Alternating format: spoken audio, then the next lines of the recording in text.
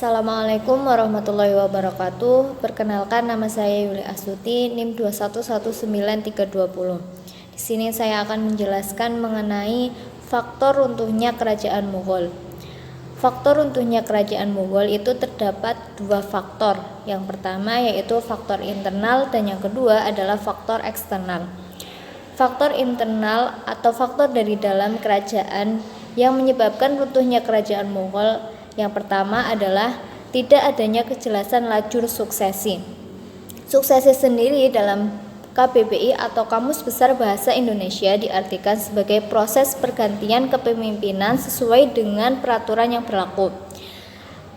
Adanya ketidakjelasan suksesi menimbulkan berbagai keadaan genting berkepanjangan di antara para anggota keluarga kerajaan yang merasa mempunyai wewenang dan kemampuan untuk menjadi raja.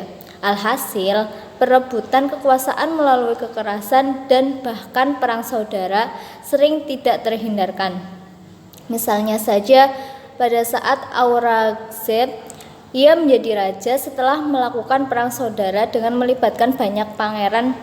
Kemudian, adanya konflik-konflik intern yang berkepanjangan tersebut mengakibatkan dan melemahkan pengawasan terhadap pemerintah daerah, sehingga akhirnya terjadi disintegrasi. Setelah merusak persatuan dan kesatuan, beberapa daerah juga mulai melepaskan loyalitasnya kepada pemerintah pusat. Yang kedua yaitu lemahnya kepemimpinan para pewaris tahta kerajaan. Sebagian besar para pewaris tahta kerajaan, terutama setelah Aurangzeb, adalah orang-orang yang lemah dalam kepemimpinan. Hal ini terbukti bahwa dari 29 sultan yang pernah memimpin kerajaan Mughal, hanya beberapa saja yang tercatat mampu bertahan lebih dari 20 tahun. Sedangkan selebihnya hanya mampu bertahan atau berkuasa dalam waktu yang relatif singkat. Bahkan ada yang hanya hitungan bulan saja. Faktor selanjutnya yaitu yang ketiga adalah pola kehidupan mewah dan boros. Banyak penguasa yang melakukan pola kehidupan yang mewah dan boros, sehingga membebani anggaran belanja negara yang mengakibatkan kenaikan pajak, baik terhadap para petani maupun masyarakat perkotaan. Berbagai kemewahan tersebut antara lain sebagaimana yang dilakukan oleh Sultan Akbar dengan banyak membangun masjid-masjid dan istana yang sangat indah. Seperti pada masa Syekh Jahan juga sebagian besar harta kekayaan negara untuk membangun masjid dan istana yang super indah, dan bahkan singgasananya saja telah dibuat menyerupai burung merak berlapis emas dan berbagai permata yang sangat mahal. Pada masanya pula telah dibangun Taj Mahal di kota Agra tahun 1613 Masehi sebagai lambang cintanya kepada mendiang permaisurunya.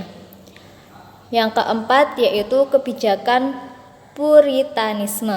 Kebijakan Puritanisme dilakukan oleh Sultan Aurangzeb yang melakukan pengislaman orang-orang Hindu secara paksa demi menjadikan tanah India sebagai negara Islam, dengan menyerang berbagai praktek sosial keagamaan yang dikembangkan oleh masyarakat Hindu. Selain memperlakukan diskriminasi yang mencolok terhadap masyarakat Hindu dan memberi hak-hak istimewa kepada masyarakat Islam, menyebabkan kalangan Hindu memusuhi dan bersengkokol dengan musuh-musuh Mughal, sehingga akhirnya meletuslah berbagai pemberontakan. Faktor selanjutnya yaitu nomor 5 adalah pemaksaan ajaran Syiah. Pemaksaan ajaran Syiah diberlakukan oleh Mu'azzam, yaitu sultan yang bergelar sebagai Bahadur Syah, yaitu pada tahun 1707 sampai 1712 Masehi. Pemaksaan ini bertentangan dengan kebijakan para sultan-sultan Mughal sebelumnya, yaitu seperti Sultan Syekh Jahan yang justru berkeinginan mempererat tali persaudaraan dan mempersatukan Asia Tengah dan India dalam sebuah kekaisaran Sunni. Akibat dari pemaksaan tersebut, maka Mughal dihadapkan pada perlawanan-perlawanan penduduk Lahore di saat harus berhadapan pula dengan perlawanan yang dilakukan oleh kaum Sikh sebagai akibat dari tindakan sultan sebelumnya. Selanjutnya yaitu faktor eksternal atau faktor dari luar yang dapat menyebabkan runtuhnya kerajaan Mughal. Yang pertama adalah adanya pemberontakan yang dilakukan oleh orang-orang Hindu dan Sikh.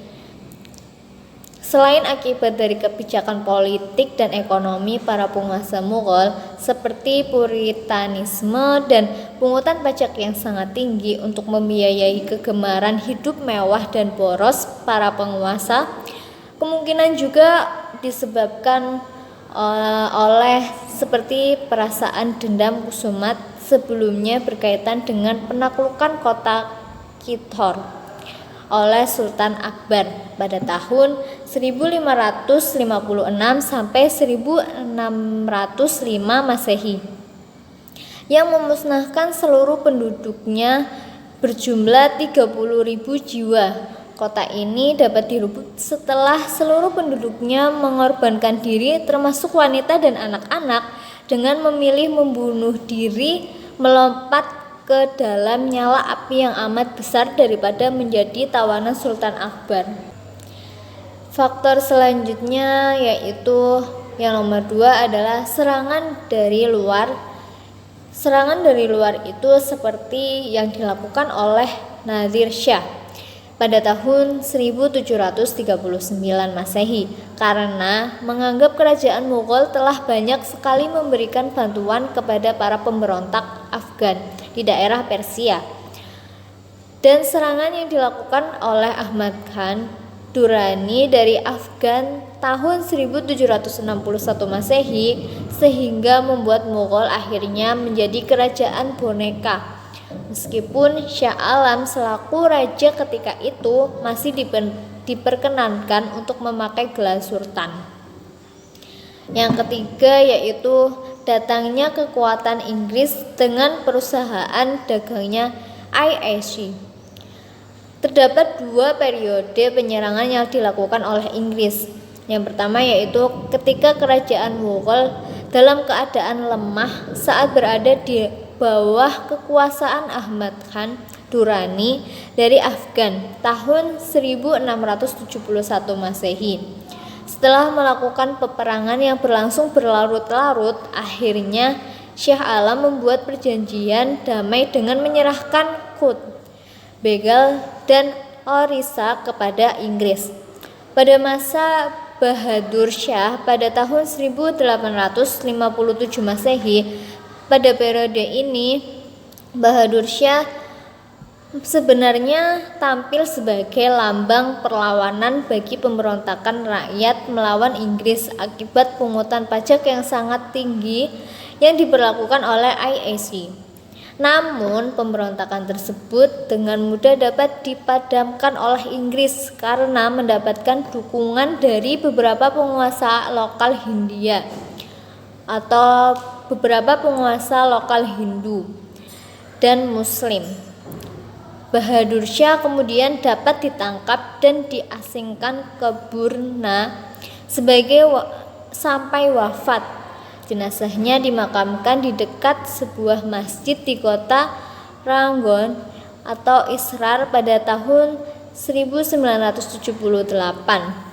Sejak penangkapan tersebut, maka berakhirlah sejarah kekuasaan Mughal setelah berjaya lebih dari 3 abad di India dengan banyak meninggalkan kenangan indah tiada tara, terutama di bidang seni. Sekian dari saya, mohon maaf apabila ada kesalahan kata ataupun perbuatan.